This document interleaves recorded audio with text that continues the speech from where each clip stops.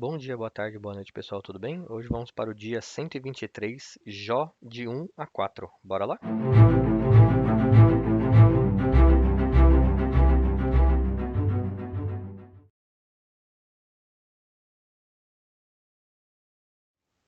Jó 1. Na terra de Uz vivia um homem chamado Jó. Era um homem íntegro e justo, temia Deus e evitava fazer o mal. Tinha ele 7 filhos e 3 filhas, e possuía 7.000 ovelhas, 3.000 camelos, 500 juntas de boi e 500 jumentos, e tinha muita gente a seu serviço. Era o homem mais rico do Oriente. Seus filhos costumavam dar banquetes em casa, um de cada vez, e convidavam suas 3 irmãs para comerem e beberem com eles. Terminado um período de banquetes, Jó mandava chamá-los e fazia com que se purificassem.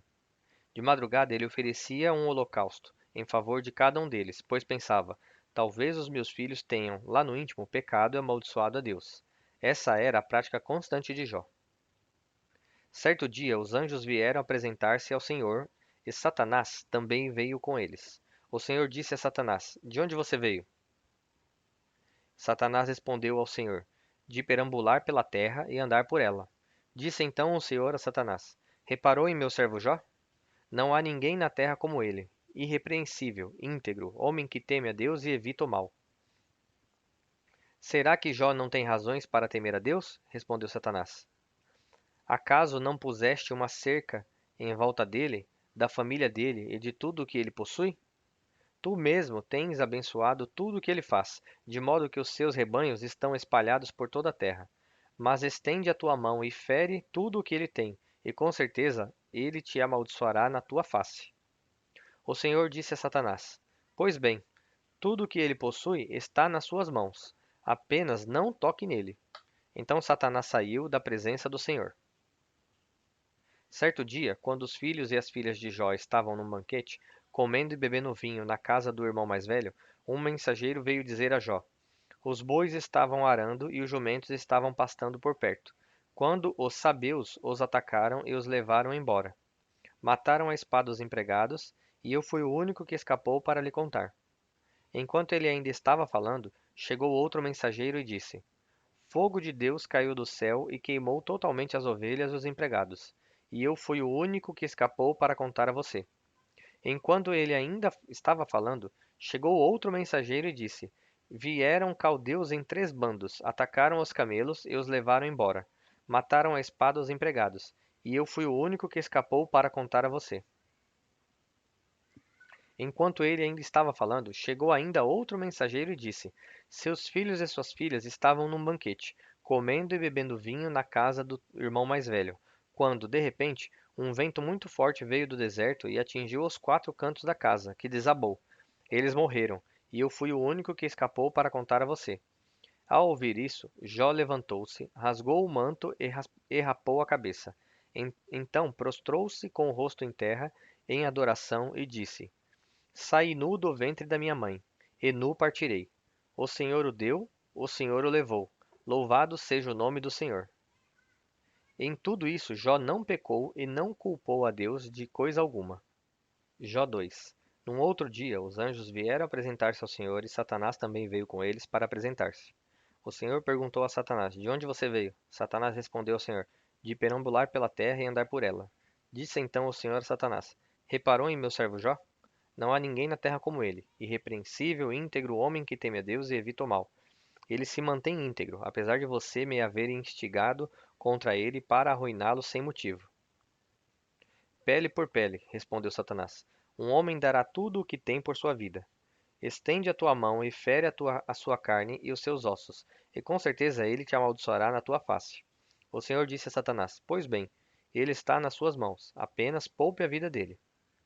Saiu, pois, Satanás da presença do Senhor e afligiu Jó com feridas terríveis, da sola dos pés ao alto da cabeça. Então Jó apanhou um caco de louça e com ele se raspava, sentado entre as cinzas. Então sua mulher lhe disse: Você ainda mantém a sua integridade? Amaldiçoe a Deus e morra. Ele respondeu: Você fala como uma insensata. Aceitaremos o bem dado por Deus, e não o mal. Em tudo isso Jó não pecou com seus lábios. Quando 3 amigos de Jó, Elifaz de Temã, Bildade de Suá e Zofar de Naamate souberam de todos os males que o haviam atingido, saíram, cada um de sua região. Combinaram encontrar-se para, juntos, irem mostrar a solidariedade a Jó e consolá-lo. Quando o viram à distância, mal puderam reconhecê-lo e começaram a chorar em alta voz. Cada um deles rasgou seu manto e colocou terra sobre a cabeça. Depois, de, depois os três se assentaram no chão com ele, durante 7 dias e 7 noites. Ninguém lhe disse uma palavra, pois viam como era grande seu sofrimento. Jó 3. Depois disso, Jó abriu a boca e amaldiçoou o dia do seu nascimento, dizendo: Pereça o dia do meu nascimento e a noite em que se disse: Nasceu um menino. Transforme-se aquele dia em trevas. E Deus, lá do alto, não se importe com ele, não resplandeça a luz sobre ele. Chamem-no de volta às trevas, e à mais densa escuridão. Coloque-se uma nuvem sobre ele, e o negrume aterrorize a sua luz. Apoderem-se daquela noite densas trevas, não seja ela incluída entre os dias do ano, nem faça parte de nenhum dos meses. Seja aquela noite estéril, e nela não se ouçam brados de alegria. Amaldiçoem aquele dia os que amaldiçoam os dias, e são capazes de atiçar o Leviatã.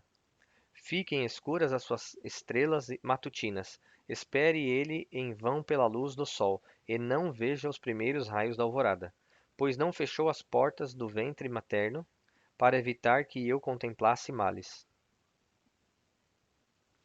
Por que não morri ao nascer e não pereci quando saí do ventre? Por que houve joelhos para me receberem e seios para me amamentarem? Agora eu bem poderia estar deitado em paz e achar repouso junto aos reis e conselheiros da terra, que construíram para si lugares que agora jazem em ruínas, com governantes que possuíam ouro, que enchiam suas casas de prata. Por que não me sepultaram como criança abortada, como um bebê que nunca viu a luz do dia? Ali os ímpios já não se agitam, e ali os cansados permanecem em repouso. Os prisioneiros também desfrutam sossego.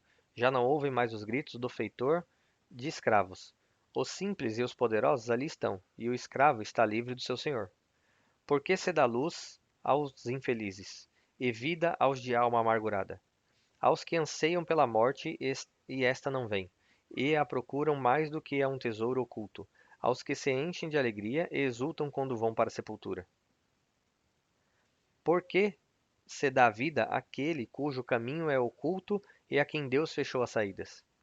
Pois me vêm suspiros em vez de comida, meus gemidos transbordam como água.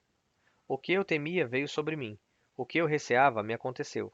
Não tenho paz, nem tranquilidade, nem descanso, somente inquietação. Jó 4. Então respondeu Elifaz, de Temã: Se alguém se aventurar a dizer a você uma palavra, isso tirará a sua paciência? Mas quem pode refrear as palavras? Pense bem, você ensinou a tantos, fortaleceu mãos fracas.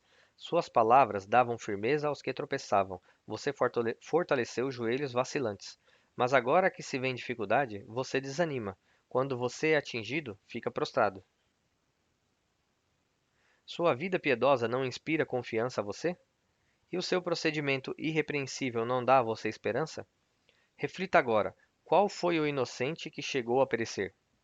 Onde os íntegros sofreram destruição? Pelo que tenho observado, quem cultiva o mal e semeia a maldade, isso também colherá. Pelo sopro de Deus são destruídos, pelo vento de sua ira, eles perecem. Os leões podem rugir e rosnar, mas até os dentes dos leões fortes se quebram.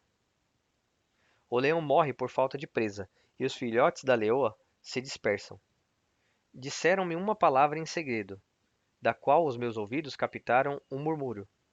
Em meio a sonhos perturbadores da noite, quando cai sono profundo sobre os homens, temor e tremor se apoderam de mim e fizeram estremecer todos os meus ossos. Um espírito roçou meu rosto, e os pelos do meu corpo se arrepiaram.